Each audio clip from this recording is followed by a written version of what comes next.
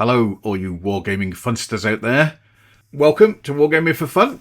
And this is a club game. It's not a tournament game.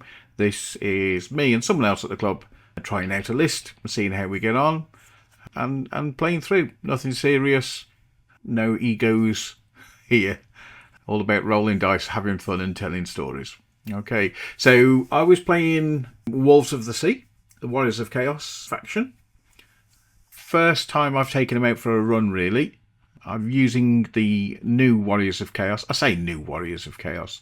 It's the new Marauders from the recently released Arcane Journal.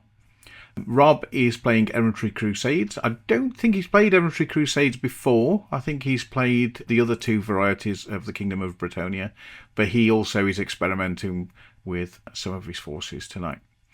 I hope you enjoy this. If you're here to pick up tactics, you're probably in the wrong place. This is a video where I'm going to explain what happened in our friendly club game, and hopefully entertain you while you paint. Yeah, and they are all new models to us, so please be warned, there will be unpainted minis. I know some of people struggle to cope with unpainted minis on the table, but this is where we are. If you're the kind of person that is going to be shocked by unpainted minis, turn away now. You can have a full refund, bearing in mind this video is costing you nothing. But yeah, feel free to tell me how you really object to grey models, because it's all engagement. It's all engagement. Yeah. So, a bit of housekeeping first. We played Mighty Melee. I've put a map up on the screen so you can see where it is. It's in Market Drayton. Most people in Shropshire will know where Market Drayton is, but that's it. It's in the Midlands. You can see it's about halfway between Stoke and Shrewsbury, not far from Whitchurch, Stafford, Telford, and so on. I live in Shrewsbury, and I go to play there, and it takes me 20 to 25 minutes to get there. As a scale, you can see the S for the start of the journey when I got the map up, and the dot where Mighty Melee is. That takes me 25 minutes. It's probably in the region of 20 miles, but it's a national speed limit, so you're doing 60 miles an hour all the way. Phil has been very supportive of the old world. He's very supportive of all games. If anybody wants to try a game out, he's constantly got leagues on the go, RTTs and so on. If you look at his website, you'll see the events there, and it is a nice venue. If you look it up online, they've got photos inside. It's nice, and most people who come back. Yeah. Okay then, so the setup. This is a table after deployment. Rob was praying, so he went first. I know there's an ability with Wolves of the Sea where you can put forward a champion in order to win the first turn, but I essentially know Rob's going to pray, so I don't need to risk. And the champions I've got are okay, but they're not brilliant. I think a Bretonian, a Bretonian champion, especially a Pegasus Knight champion, would probably beat me and be able to go first. So I didn't issue the challenge. If I'm being honest, folks, I forgot about it. It's the first time I'm taking the army out. I just knew Rob would be going second because he was praying. I've got some photos as we go down. I'll try and remember what we've got. We're playing scenario 1, where it's across the table. We've got 4 objective markers. You can see we're using the 40k skulls. So we've got, basically you divide the board into quarters, don't you? So there's one here, there's one over there, and one on each half of the halfway line. They are worth 30 points each at the end of each turn. At the end of each player turn. So each round, they're worth 60 points. And it does mount up. First, when they first came out, we tended to ignore them, but they do mount up over a game. And we're also playing a special feature in the middle, but we haven't given it any magical attributes. We're just playing it that it's worth 200 points at the end of the game.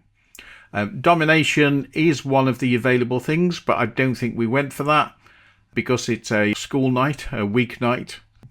It's unlikely we'll get to the end of turn 6, usually by the end of turn 4 or 5. an old world game, you'll know who's going to win. And as it depends how it goes, the later turns tend not to take as long because there's not so long left. Okay, so let's talk you through the armies. So on Rob's right, he has got, this is his Duke. Now, the Duke is tooled up. Is he the Duke? No, he is the Baron. So on the right, in this corner, we've got the Baron. He's the guy with the lance and the fanciest of fancy hats. And to be fair, all the Bretonians wear fancy hats. It's almost like they have a hat obsession. Hats and horses. That's what they're into. He's armed with... Let's get this right. They've all got the Crusader's Vow, which replaces the regular vow. I think it increases the range of the charge, but gives everybody impetuous. And you can see, because these guys have got impetuous, Rob's using these to restrain them, basically. He's using the archers. I think they're called squires. So, we've got Baron here, with the Crusader's Vow. He's on a Royal Pegasus. He's got the Crusader's Lance. Now, the Crusader's Lance gives him +1 attack, +1 initiative, +1 leadership. But he can't become the general of the army. He's also got the Virtue of the Ideal. And I think that gives him Hatred and Furious Charge. Or the Crusader's Vow gives him Hatred and Furious Charge. And yeah, he's basically got a lot of attacks. I think this guy in total has about 6 attacks on the charge. And we talked about it during the game, because we've heard it referred to online, that some benefits benefit the rider but not the mount. But Furious Charge refers to the model as getting +1 to its character attack characteristics. So we played it that if that was the case, then the mount as well as the rider got it. Same for Hatred. If the model has Hatred, then they both benefit. If it says it's the rider only, then it's the rider only. So we were fairly consistent with that. If it mentioned the rider, it just went to the rider. If it said the model, it was both. Okay, so that's the tooled up Baron. I think he came in at nearly 300 points. 270-ish, I think he was. Then we've got a unit of 6 errant knights. So they're the teenagers, essentially, the 6 of those. They also have the Crusader Vow. I think everybody does. Yeah, because it's the Crusader. They're not called detachments, are they? It's the Armies of Infamy. I think they're called Armies of Infamy. They're called detachments in 40k, but essentially, yeah, it's the specialism, isn't it? At the back, you can just see him here. This is the BSB, also on a Royal Pegasus, and he's in a unit of Peg Knights. Now, the BSB Paladin has got the Crusader banner, which gives him Frenzy, and his unit Frenzy. So again, everybody on the charge has +1 attack. And if it's the model, then it is the horse as well, or the Pegasus as well. He's also got the Ruby Ring of Ruin, and I think that's Rob's only magic in his army. It's not his only shooting, because he's got some other archers and a trebuchet, but it's his only magic from memory. He decided to invest heavily in extra attacks, and we'll see how it went for him during the game.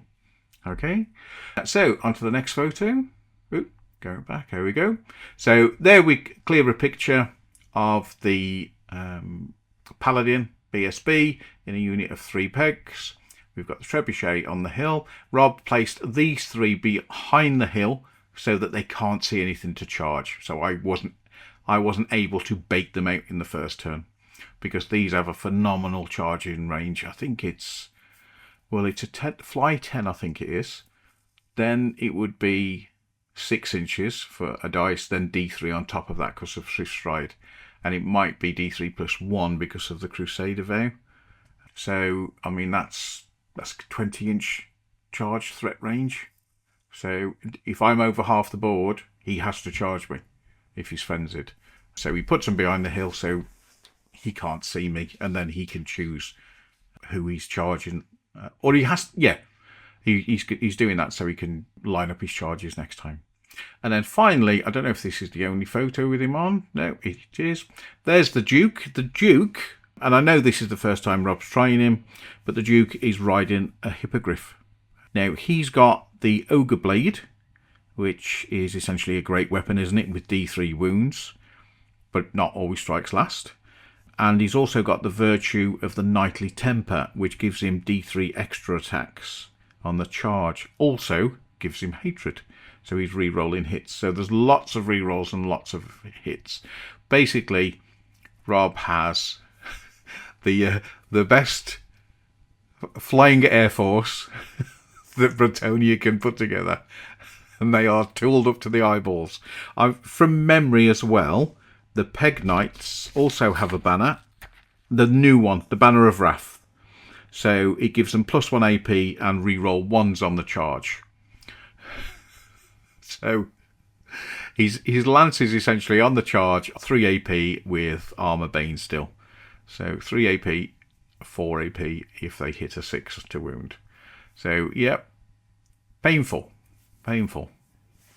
I've just come back from Transylvania, and Vlad the Impaler would have been proud of those. Too soon. Okay. Then, unusually, he's got, for Bretonians, first time I've seen Bretonian force with them, Knights on foot. Heavy armour, and did he give them shields? I think he did give them shields, because when the fighting happened later, he used sword and board, so they do have shields. If you've got great weapons and shield, you can swap between the two for each round of combat, and a lot will take a charge using sword and board, or sword and hand weapon, sword and shield, and then they'll swap out in the next round of combat for great weapons. So he's got 20 of those. Not cheap, but they are core, and with the objective marker games, they are good to stand on a point. They also have Furious Charge, and their banner, they do have a magic banner. It's the War Banner. So that guy standing there is worth 2. Okay. In the background, we've got another unit of the Impetuous Knights, the Knights Errant, and then that's it. Yeah. So that's Rob's army. You can see next to the final unit of Impetuous Knights, this is the baggage train. Rob's using a base for his. He's building one. It looks good. It's going to be the one from Monty Python. I don't want to spoil. I say I don't want to spoil it. You may never tune. You may not have got this far, let alone tune in again. But Rob is working on one, and it's going to be tasty. Okay, so let's go through my army. On this side, I've got a unit of Warhounds, and behind those is a unit of Nurgle marked Huskirls. But they are toughness 5 because I've given them the fortitude bonus. So they are toughness 5 that with flails, even though this unit is armed with spears, I built 5 with spears and 5 with flails. So this unit is armed with flails, BSB in there, musician, full command, ready to go. Then a blurry photo, and in this blurry photo we've got gigantic spawn of chaos there with the mark of Nurgle. Now the mark of Nurgle for the horses gives, if you hit a 6 on the hit, you have to re-roll it. On the gigantic spawn, it gives him poison attacks and regen. So it makes the gigantic spawn much more survivable. He's 6s across the board. So he's quite tough as it is, but with regen makes him extra survivable. Then I've got a Shaggoth who is armed with chaos armor, heavy chaos armor. So in essence, because of his hide as well, he has a 3-up and then a 5-up ward because of the heavy armor. And I gave him extra hand weapon, I think. This dragon ogre next to him isn't a Shartak. He's just a dragon ogre. If you take a Shaggoth, you have to take a dragon ogre. So he is as naked as a dragon ogre can be. Okay, and then you can see my baggage train, copying Rob, hidden behind the building, and then above those is my other unit of Warhounds. Again, this time though in a column formation, so they will be able to march 21 inches in the first turn. Okay. Keep going the wrong way. There we go. And then looking from the other direction, so we've got the War Dogs there. This is my general on a Manticore. He is fairly tooled up. He's toughness 5 because the Chaos Lord brings him up. He's toughness 5, so he brings the beast up to toughness 5 as well. I've given him a few things to fight with. He's got the new Meteor Hammer, which is his strength, but -3 AP. And it wounds on a 3 above. He's also got the Talisman of the Carrion Crow, which gives him regen. So on the back of the Manticore, if he's being shot at, he'll use his shield, which gives him a 3 up armor, 5 up ward, 5 up regen. In combat, 4 up armor, because I think it's two-handed, the meteoric iron. Yeah, the meteoric iron. The meteor hammer is two-handed, so he can't use the shield if he's using that, and you have to use your magic weapon if you've got one. So he's a 4 up, 5 up, 5 up in combat. And with on the back of the Manticore, he's 8 wounds in total, which is quite tasty. Quite tasty. Next to him is my level 2 wizard. Okay, so next to him is my Chaos Exalted Sorcerer, level 1. And he took Demonology.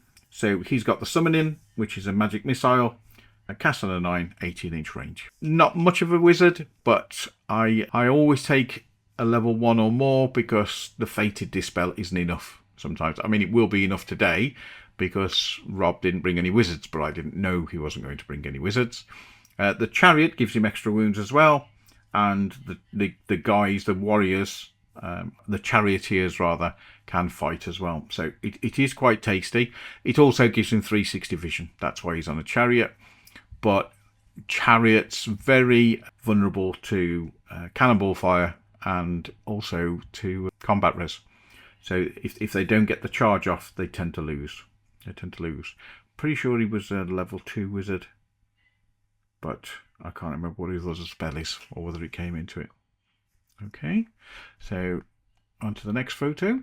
And then you can see I've got a unit of 15 Marauders. They have the Fortitude upgrade as well. So they are toughness 4.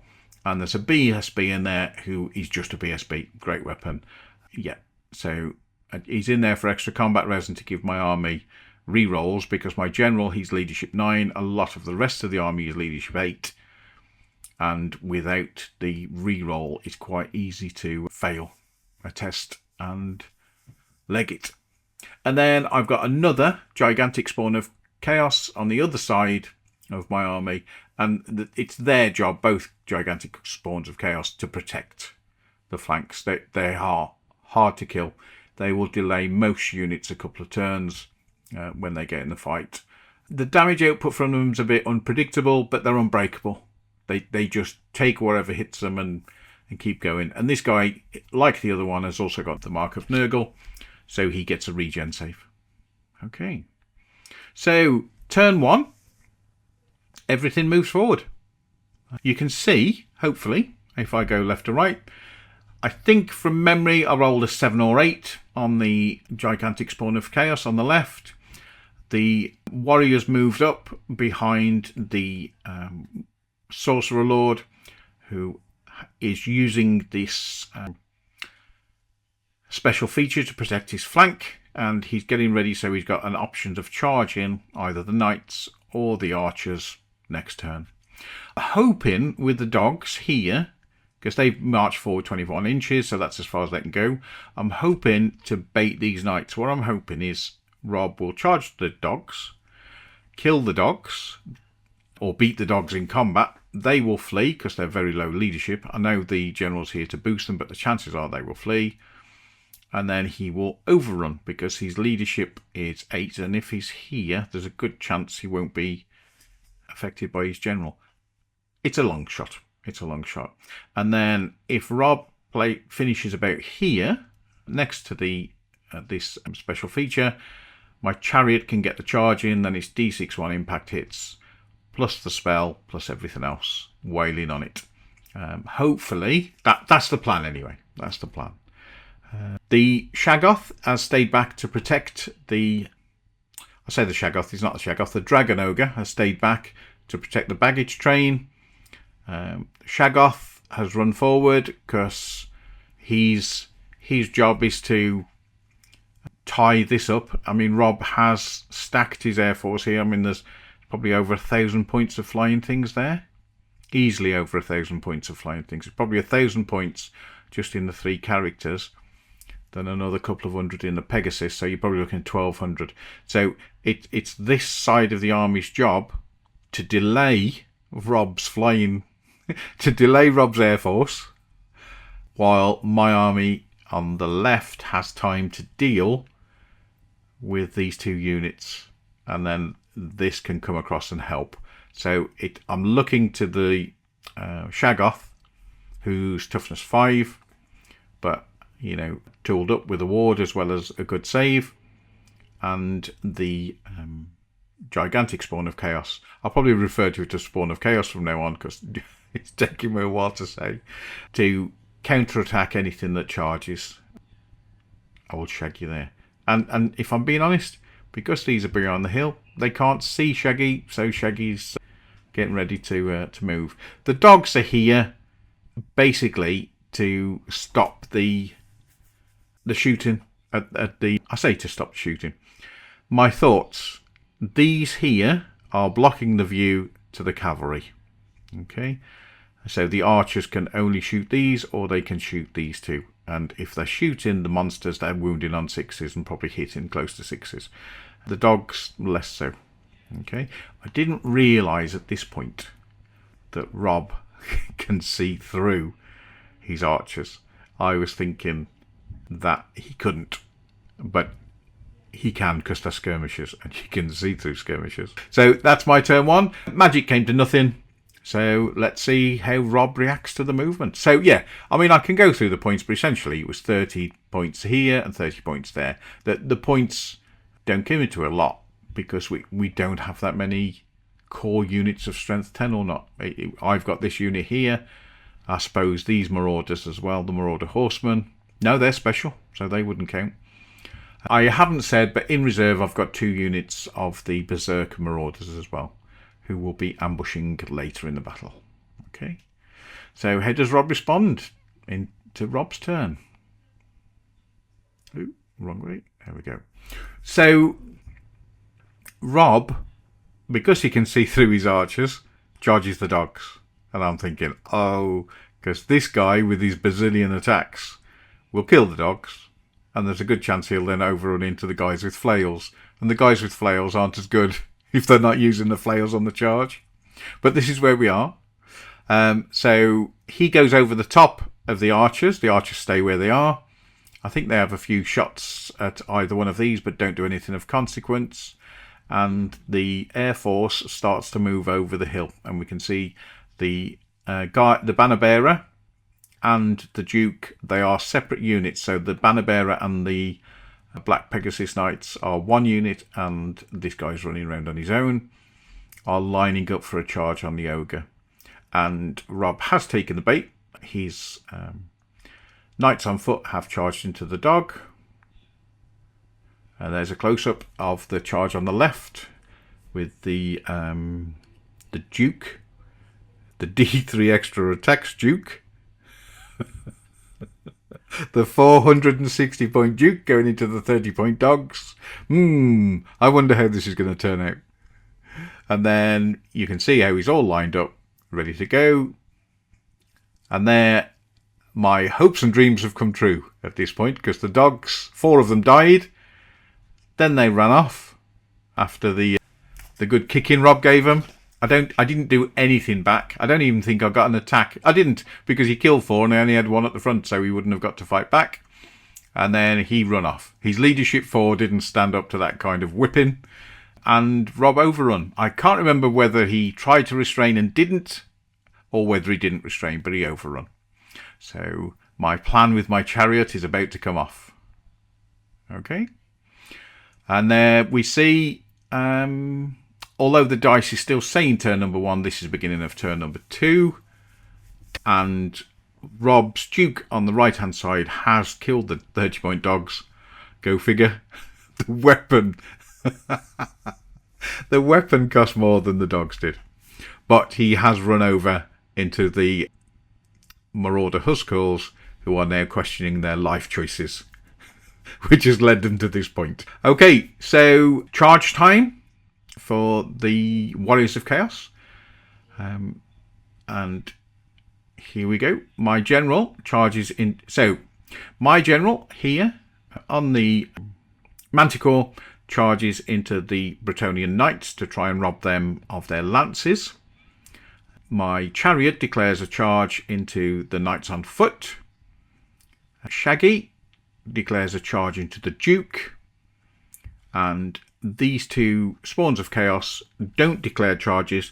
I roll and then move them. And if they make contact in the compulsory moves phase, then that is considered a charge. They are good, and they are there basically that if I'm playing Cathay and somebody's trying to come round with balloons, they move in and fight a balloon, and the balloon doesn't get to react because it makes contact in the compulsory moves phase, and you can only declare reactions in the charge phase. So some people use fanatics in a very similar way. These aren't as manoeuvrable as fanatics. I say that. These have charge arcs. They're not skirmishers. They have to go. They move like any other unit. Okay. So there we can see the general goes into the Bretonian Knights.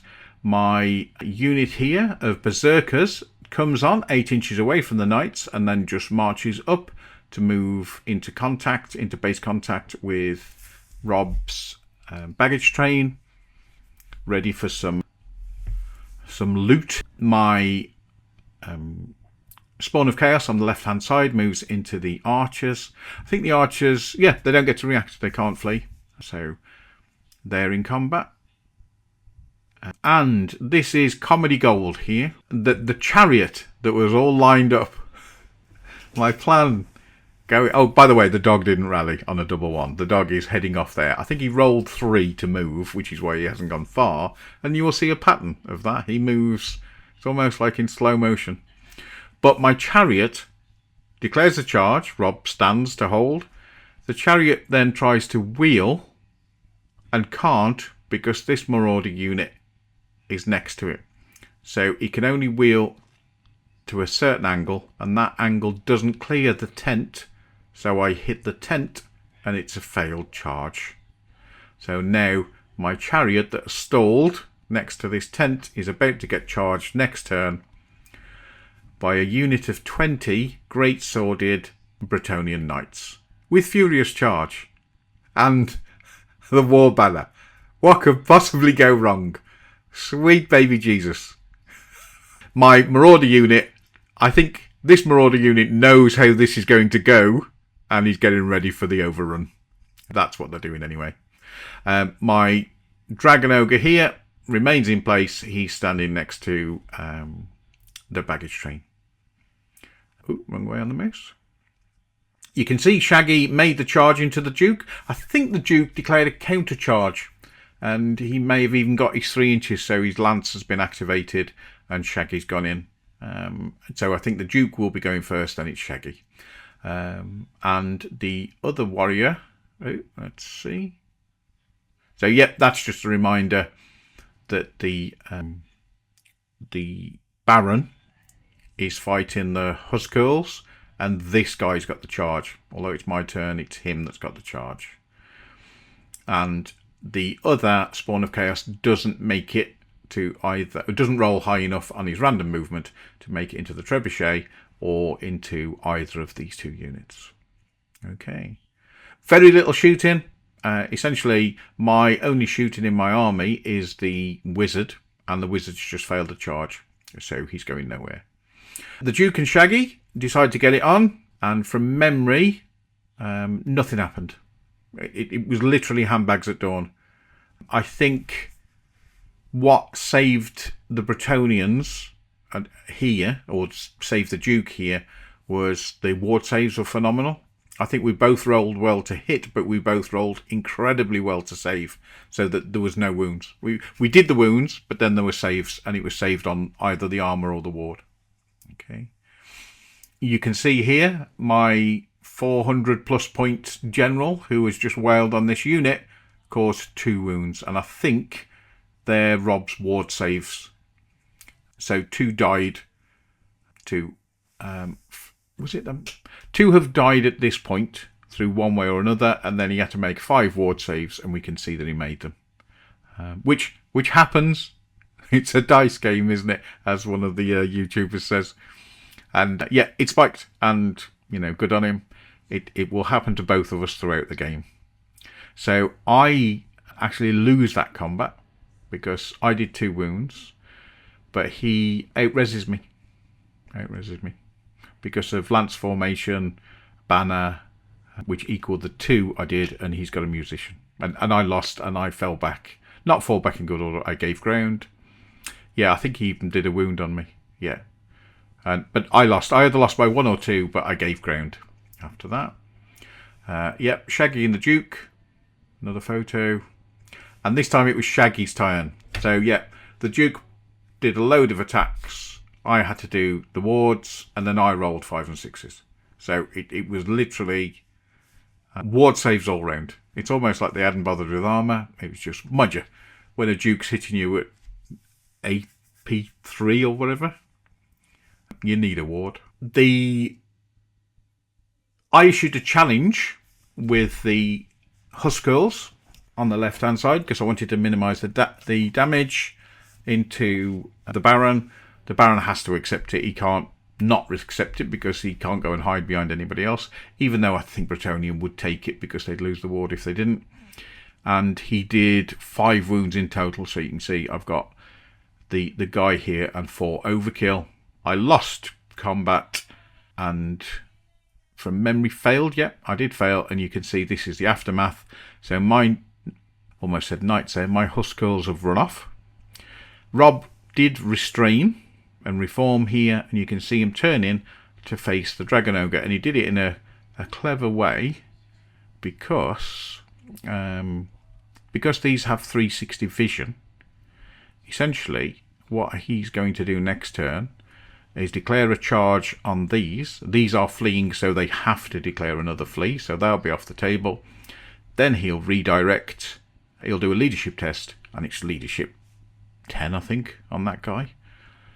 And then he'll charge into the Dragon Ogre because that distance is next to nothing for a Bretonian, or Bretonian flying Pegasus anyway. This combat continues. I think I gave ground. No, it was a push. I think the first time there was no damage. I gave ground there, and Rob decided to follow up. And there's my chariot awaiting a charge. And at the beginning of Rob's turn, you can see part 1 of Rob's plan to declare a charge on the horses causes them to flee off the table. Then he does his leadership test and fails. So he can't redirect. He has to pursue, and that's how far he goes. So, I mean, it's not the end of the world, but my knights have gone, and now this guy next turn can't see the Dragon Ogre to charge him, so it's delaying the inevitable for a turn. We can see the combats that are going on. Rob has no shooting. There wasn't much movement, but he did charge. Let's go back. Yeah, these Pegasus Knights and the BSB were on the hill, and they've charged into the gigantic warp spawn on the chaos spawn on the right hand side. So he's tied up now in that combat. So he will be going nowhere further. I think the archers have moved out the way of the cavalry, but the cavalry couldn't declare a charge because the archers were in the way. Yep, just a close-up photo and showing that. Oh yeah, and Rob declared it. Here we go. So yeah, there's that. And Rob declared a charge with his knights in the front, and because I knew I would lose the wizard if I didn't, the wizard fled. And he only rolled a few inches. Rob would have caught him, I think. But Rob didn't redirect into my guys because he knew he'd face 10 guys with 10 toughness 4s with the light armour didn't worry him, but the great weapons did. And there's also a hero in there with 3 attacks. So Rob decided not to go into that. Or he may have done and failed the charge, and that's where he ended up. These guys passed the test, which was triggered by the chariot fleeing through them. Okay. Yeah, my general in the second round of combat killed and broke all but one of the impetuous knights, the knights errant. We can see they're just having a face-off, probably questioning each other's parentage. You can see Shaggy is no more. The Duke has finished him. His ward save did not hold up this time like he did last, so Shaggy is no more. And that's what's left after the movement, or after the combat, I should say. Now, my Manticore guy there, is actually off the table. He tried to run down the knight, didn't restrain, and then he's off the table. He's chased that remaining knight off the table, so he won't be doing much in turn 3.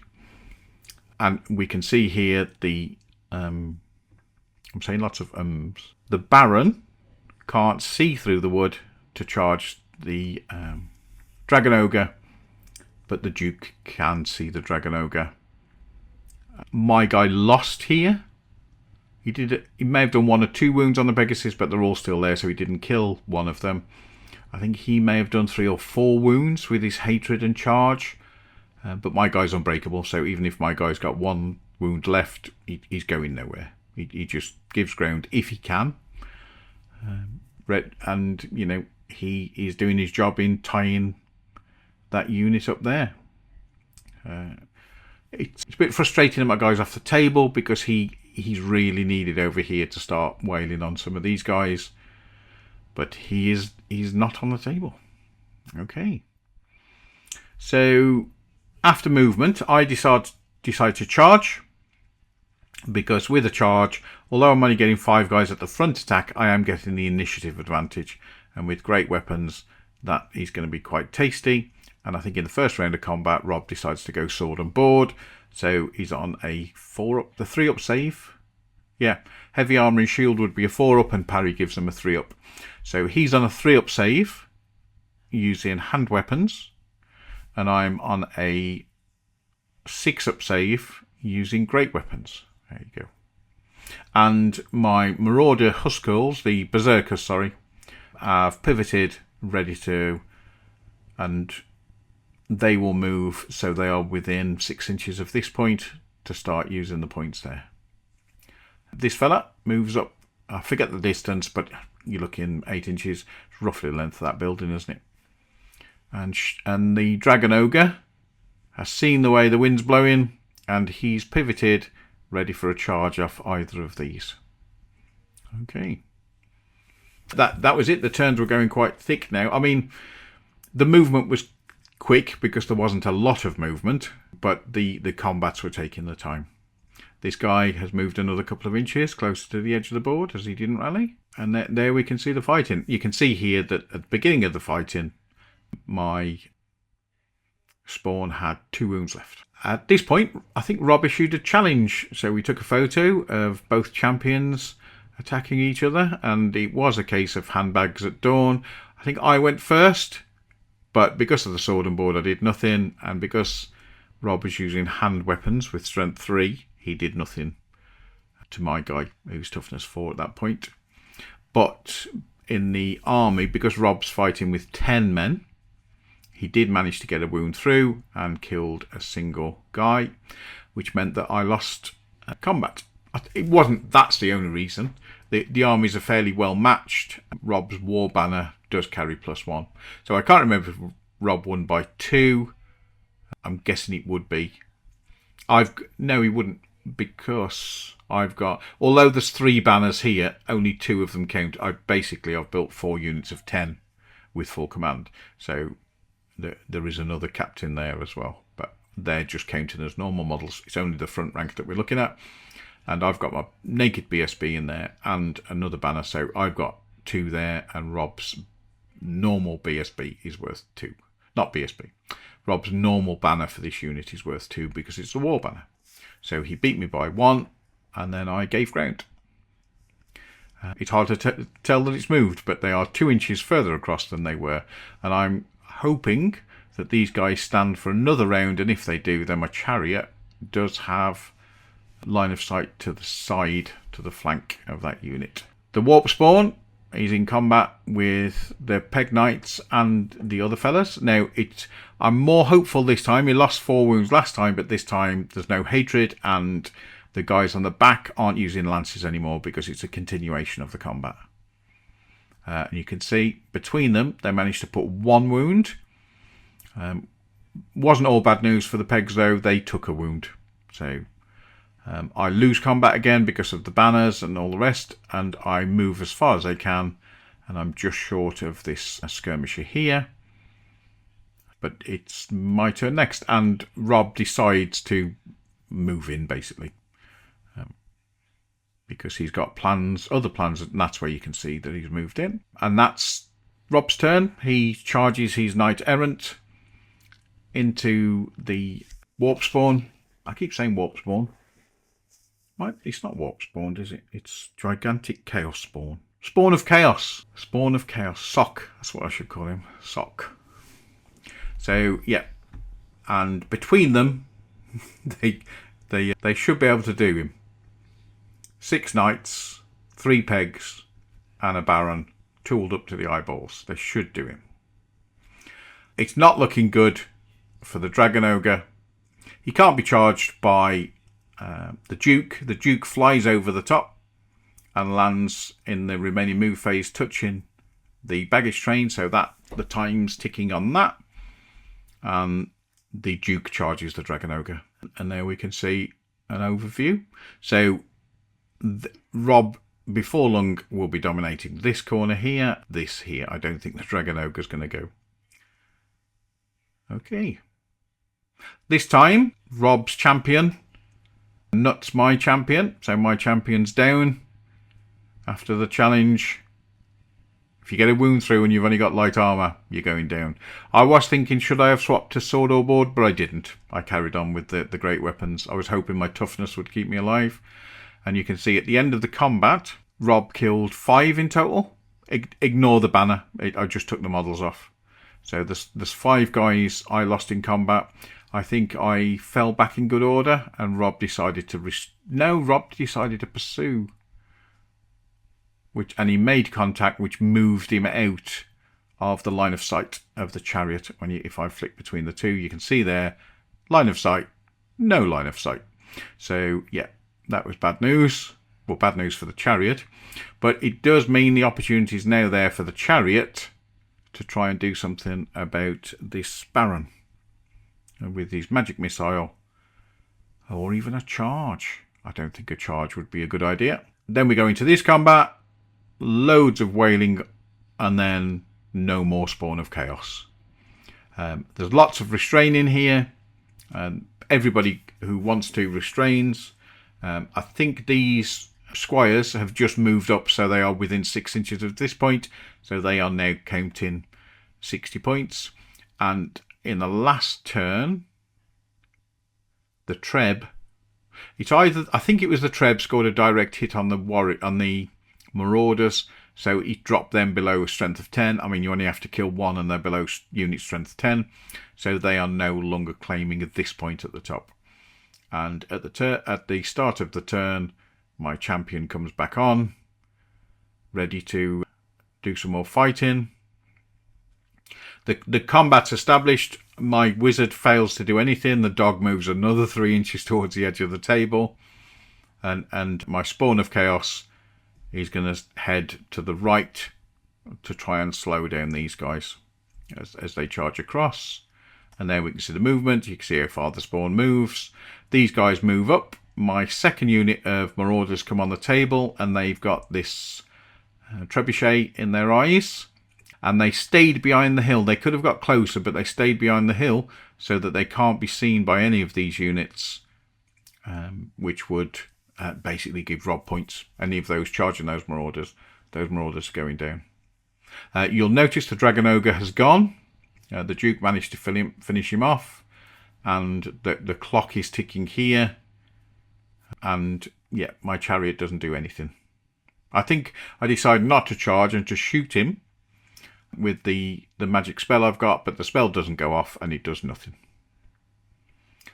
This time my BSB takes the challenge against the champion, and I can't remember if he does anything. Does he twat the champion? Well, he's still alive and I can't see the champion, so my BSB does manage to twat the champion, but Rob wins the combat res. You can see I think I only lost a guy. Yeah, because there's 10 there. I kill, and Rob's got 18, 9, yeah, 18 with that guy.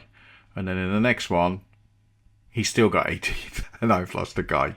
So I didn't twat him. Another handbags at dawn, and then my unit fled this time because Rob double outnumbered me. Exactly, because I had 9, he had 18. I would have fallen back in good order. I rolled in that range, but because he double outnumbers me, you can't fall back in good order. It is a flee. So they are out of there. Yeah, and that was my turn. Ready for Rob's turn. And at this point, he declares another charge. In his turn, he declares a charge on these Marauders who flee. They have to flee. He doesn't catch them, fortunately. Both these guys declare a charge on the chariot. I took the dog off because I was tired of rolling his leadership tests and then him moving 2 or 3 inches. So both of these guys charge into the chariot. And you can see that there. They make it phenomenal distance moves. The chariot didn't stand up to the pressure. And then the Pegasus units with the battle standard bearer made it in to the warp spawn and took him out in a turn. He did not fare as well as the other one did. The other one took 2 turns with half Rob's army wailing on him. That one turn, done. Get off the pitch. So that was the end of Rob's turn. He then overrun into my Lord. Ready for next turn. So he's got the advantage of the lances here. I still got my magic weapon, but he's got the advantage of the weapons. And that's it. We decided to call it there. I mean, if I don't know if I've got a wide one, but I've got nothing left basically. If I go to the last slide, this one, essentially the only thing I've got left is my general and 2 or 1.5 units of Marauder Berserkers up here, and my generals in combat with the Pegs and the Duke. And he might do all right there, but he won't win. He'll lose through combat res. Hopefully he'll stick around, but gradually over time, we'll see how it goes. He would have issued challenge over challenge, but essentially Rob's won at that point. It's 9:30 at night, I think it was. You know, we didn't feel we'd get him. We talked out the last few turns, but we didn't to play him. So what did I learn? I learned that the Bretonian Royal Air Force hits like a train. I mean, I know it was tooled up, but it hits like a train. Rob didn't miss his magic at all. That said, I've only got a level 1 wizard who couldn't even drive a chariot past a tent. I messed up on the right hand side. I did mess up here. And the dogs, I didn't see that this guy could see through. Just didn't see it. And he can. It's not that Rob pulled a fast one, he didn't. So that enabled a free move into the dogs and then an overrun into the horses. So, I should have measured from the Pegasus Knight and worked out how far to move the dogs forward, and done the same tactic, so to prevent the archers from shooting the guys at the back. I was probably a bit too aggressive with Shaggy. I probably should have moved these 2 up at the same time. I mean, Rob would have changed tactics. He probably would have gone in with the Peg Knights instead of the Duke. And the outcome could well have been the same, but we don't know. I feel this warp spawn, or the gigantic spawn of chaos on the right, did his job, held up quite a considerable amount of points for a considerable amount of time. The one on the left, there was nothing for him to fight. He managed to kill 6 archers, ran across the table and died. So, you know, we've got the yin and the yang there, both the good and the bad. But that's the nature of them. Their job is to hold the flank being unbreakable and tough with the regen, and just hang on. I was unlucky. I didn't manage to roll because they get an attack where one attack has to be of a certain type and you can get a wound back. I didn't manage to do that on either of them, but I think it would have just delayed the inevitable. The trap with the dogs worked to a point. I say the trap like Rob didn't see it coming. Rob probably thought, yeah, you ain't getting your chariot through there. So the dogs moving up, the foot knights hitting them and overrunning, that bit worked well, but I had these two close together, so when I pivoted the chariot I couldn't get the angle I needed, so I hit the tent. These guys, their job is basically to not die, they needed to be here on this point for the whole game. That's what they needed to do, to not die, and I need to remember that. They are not as tough as the Cathay warriors. Cathay warriors, you're saving on a 3. I mean, they cost more and they're not as tough, but they're saving on a 3, re-rolling 1s in combat. Cathay. These are not Cathay. These guys need a bit more. I can't be as blasé with them. I may even take the great weapons off them totally and just have more of them to hold a point. It's 2 points each on a model that cost me 7, so it is quite a big chunk. I may even drop the Fortitude because that's another 2 points each. It does mean they are toughness 4. They'll be toughness 3 instead of toughness 4, but these are the experiments that you try, isn't it, in Club Knights, to try and get it right. I'm quite pleased with the Chaos Lord. I know a dragon is much more killy, but this guy I feel is a bit more survivable. I might be deluding myself in that, but because essentially if he's on a dragon he just gets his armour and ward. If he's on a manticore he drops a toughness, but I can give him regen and a magic weapon to fight with, and that's the balance, and that's what I'm going to be looking into. I enjoyed it though. I did enjoy playing with him. He looks the job. Just need to get him where he needs to be. He should be going. He can't go into big units because he'll lose through combat res. It's his job to hunt people down like the Duke. And maybe this fella should have gone after the archers like he did and then gone into the knights rather than this guy. This guy should be putting pressure over here at the same time that these 3 are arriving here. And that makes it a much more interesting conversation. Yeah. You won't have learnt anything from this, folks. Hopefully you've enjoyed it, though.